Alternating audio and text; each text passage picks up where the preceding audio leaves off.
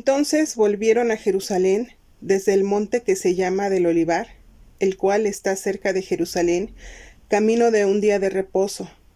Y entrados, subieron al aposento alto donde moraban Pedro y Jacobo, Juan, Andrés, Felipe, Tomás, Bartolomé, Mateo, Jacobo hijo de Alfeo, Simón el celote y Judas hermano de Jacobo. Todos estos perseveraban unánimes en oración y ruego con las mujeres y con María, la madre de Jesús, y con sus hermanos. En aquellos días, Pedro se levantó en medio de los hermanos, y los reunidos eran como 120 en número, y dijo: Varones hermanos, era necesario que se cumpliese la escritura en que el Espíritu Santo habló antes por boca de David acerca de Judas, que fue guía de los que prendieron a Jesús, y era contado con nosotros y tenía parte en este ministerio. Este, pues, con el salario de su iniquidad adquirió un campo, y cayendo de cabeza se reventó por la mitad, y todas sus entrañas se derramaron. Y fue notorio a todos los habitantes de Jerusalén, de tal manera que aquel campo se llama en su propia lengua Aceldama, que quiere decir campo de sangre.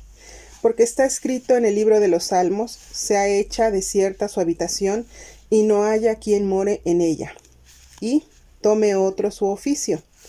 Es necesario, pues, que de otros hombres que han estado juntos con nosotros todo el tiempo que el Señor Jesús entraba y salía entre nosotros, comenzando desde el bautismo de Juan hasta el día en que de entre nosotros fue recibido arriba, uno se ha hecho testigo con nosotros de su resurrección.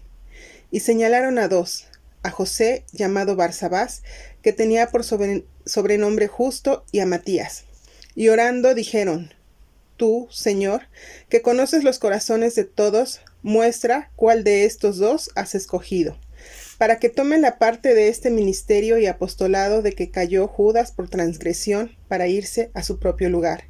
Y les echaron suertes, y la suerte cayó sobre Matías, y fue contado con los 11 apóstoles. Hechos capítulo 1, versículos 12 al 26. Lo más importante de la elección de Matías es que brinda 3 verdades de suma importancia. De este pasaje es claro que había 3 requisitos únicos para este ministerio y apostolado, cuyo fin era servir como testigos oculares de la historicidad de la encarnación de Dios en Jesucristo. En primer lugar, debía haber acompañado a Jesús desde el bautismo de Juan hasta la ascensión. Y en segundo lugar, tenía que ser testigo de la resurrección. Y en tercer lugar, ser nombrado personalmente por el Señor mismo.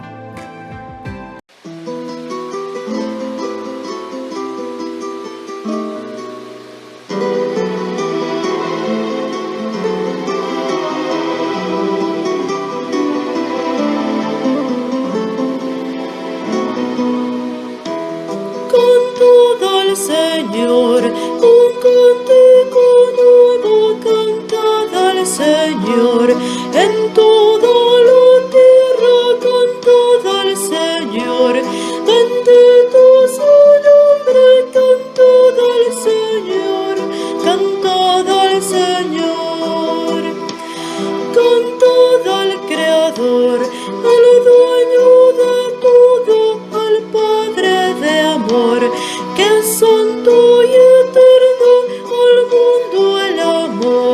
Oh, dado su Hijo, cantad al Señor, cantad al Señor, cantad a Jesús, el digno Cordero, él nos redimió.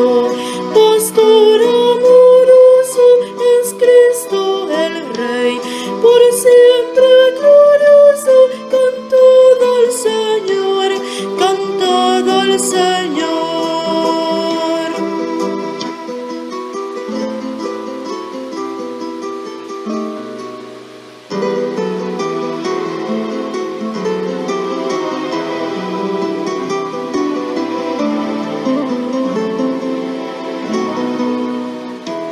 Cantad al Señor, Espíritu Santo es nuestro guiador, Él nos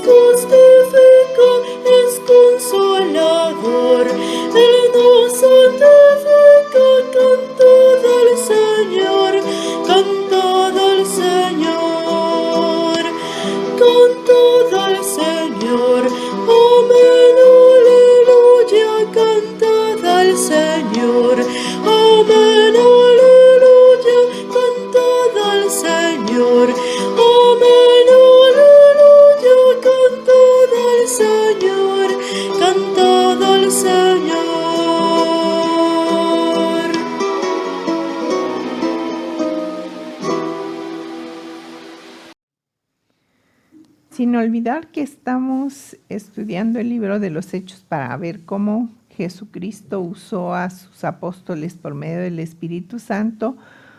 Hoy vamos a ver el tema haga su trabajo. Vamos a estudiar el capítulo 1 del libro de los Hechos, los versículos 12 al 26, que ya fueron leídos. Bien, el texto bíblico, texto clave de este tema, de esta meditación, es Hechos 1:24, que dice, y orando dijeron, tú, Señor, que conoces los corazones de todos, muestra cuál de estos dos has escogido. Y siguiendo la lectura dice, para que se haga cargo del servicio apostólico que Judas dejó. Los discípulos fueron llamados por Jesús para recibir instrucciones antes de que él fuera llevado al cielo.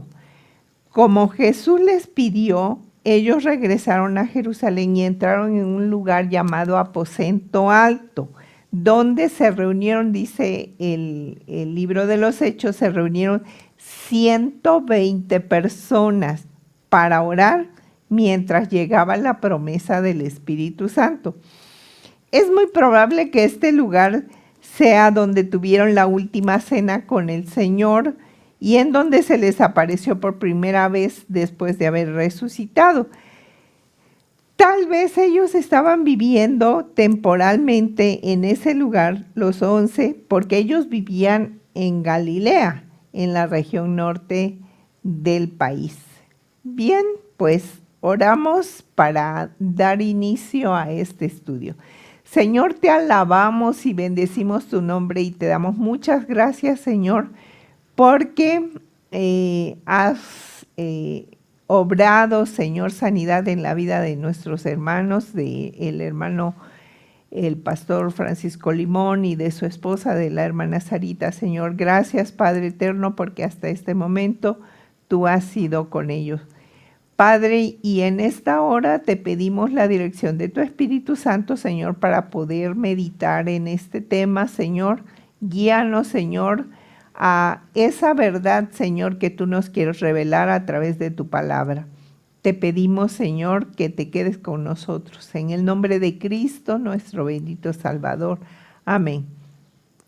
Bien, hermanos, pues me da muchísimo gusto poder de nuevo estar con ustedes y más con este tema.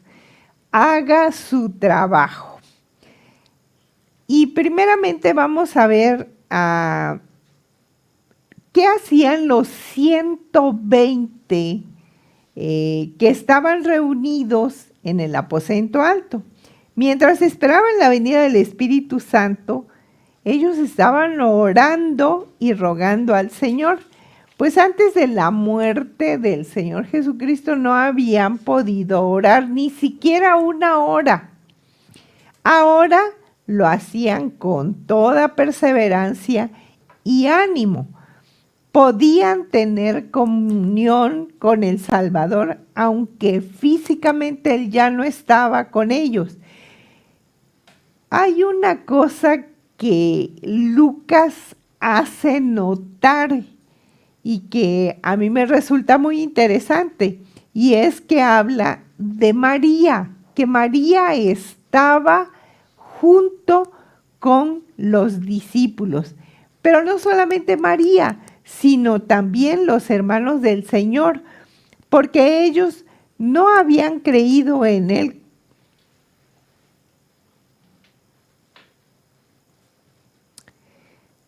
Anteriormente, cuando Él comenzó su ministerio, llegaron a pensar que estaba loco y decían que debían llevarlo a la casa.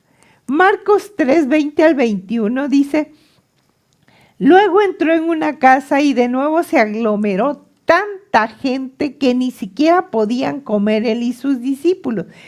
Cuando se enteraron sus parientes, salieron a hacerse cargo de él porque decían, está fuera de sí. Juan 7:5 dice, lo cierto es que ni siquiera sus hermanos creían en él, pero ahora lo reconocieron como su Señor y Salvador. Después de resucitar, la Biblia dice que se le apareció Jesucristo a su hermano Jacobo, o Santiago, como lo conocemos ahora, quien después escribió la carta que lleva su nombre. Y eso lo encontramos en 1 Corintios 15:7, como una de las personas a las que el Señor Jesucristo se apareció después de haber resucitado. Bien, pero vamos a ver dentro de este tema, el tema de Judas el traidor. Nosotros pensaríamos que no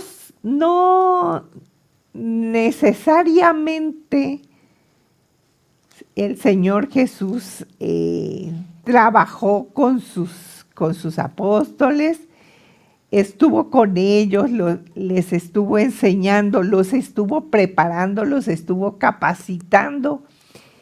Y nosotros pensamos, bueno, ¿qué pasó con Judas?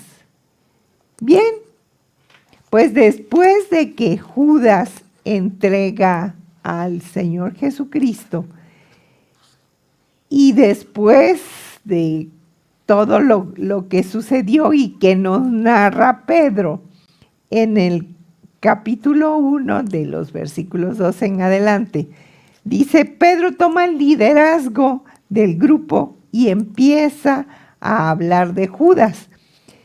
Dice, era necesario que se cumpliera la escritura que hablaba de ese traidor, porque él fue el guía de los que prendieron al Señor, aunque había tenido parte en el ministerio de Jesucristo. Era necesario que el lugar de Judas fuera ocupado por otro discípulo, de acuerdo con lo escrito en el Salmo 69, versículo 25, que dice, quédense desiertos sus campamentos y deshabitadas sus tiendas de campaña. Y el 109:8 del libro de los Salmos dice, que se acorten sus días y que otro se haga cargo de su oficio. En el día final aparecerán los nombres de los 12 apóstoles, según sobre el cimiento de la ciudad santa. Apocalipsis 21:12 dice, tenía una muralla grande y alta y 12 puertas, custodiadas por 12 ángeles, en las que estaban escritos los nombres de las 12 tribus de Israel.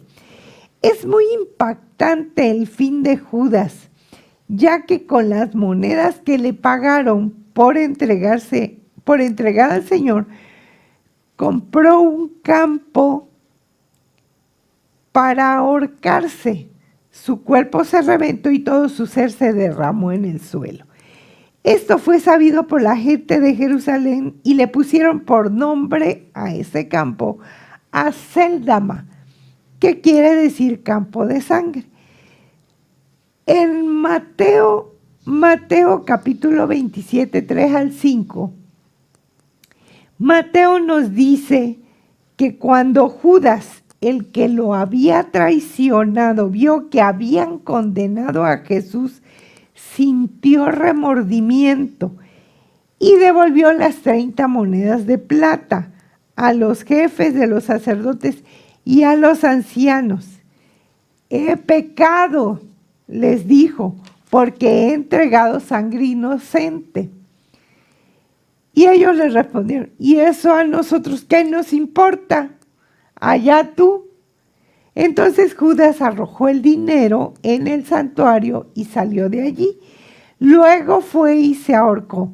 Los jefes de los sacerdotes recogieron las monedas y dijeron, la ley no permite echar esto al tesoro, porque es precio de sangre. Así que resolvieron comprar con ese dinero un terreno que fue conocido como Campo del Alfarero, para sepultar allí a los extranjeros, Por eso se le ha llamado campo de sangre hasta el día de hoy. Así se cumplió todo lo dicho por el profeta Jeremías. Tomaron las 30 monedas de plata, el precio que el pueblo de Israel le había fijado, y con ellas compraron el campo del alfarero, como me ordenó el Señor. Bien, Pedro está tomando la iniciativa de que haya otro que ocupe el lugar de Judas, el lugar que Judas dejó. Pero ¿cuáles son los requisitos del apostolado para ocupar este lugar? Bueno, 1, que hubiera estado junto a los discípulos desde el bautismo de Juan. 2, que hubiera estado durante todo el ministerio de Jesucristo y que fuera testigo de su muerte, su resurrección y su ascensión. El llamado fue a ser apóstol, para ser apóstol, un enviado de Dios para predicar su mensaje y estar totalmente a su servicio, cuyo ministerio estaba acompañado de señales y maravillas. Tristemente, por el desconocimiento de las Escrituras, hoy en día muchas personas creen que pueden ser un apóstol. De alguna forma piensan que son mejores o superiores a los demás creyentes en autoridad y poder. Dentro de este proceso hay 2 hombres que fueron escogidos por los discípulos y que cumplían con estos requisitos. Estos fueron José, Barsabás llamado Justo, y Matías. Después de orar pidiendo al Señor que mostrara a quién había escogido, echaron suertes y salió elegido Matías. Echar suertes era un trabajo que habitualmente hacían los sacerdotes para conocer la voluntad de Dios sobre algún asunto. No sabemos con certeza cómo funcionaba, solo que tenían una bolsa pequeña con unas piedritas que lanzaban a la mesa y de alguna manera las leían para saber cuál era el resultado. Proverbios 16:33 nos dice: las suertes se echan sobre la mesa o en el regazo, pero el veredicto proviene del Señor. Nunca más se vuelve a mencionar este tipo de práctica en todo el Nuevo Testamento. Bien, ahora todos somos testigos de Cristo Jesús. Tenemos una responsabilidad. Primeramente, la responsabilidad de conocer las Escrituras para poder compartirla con quienes no conocen el Evangelio.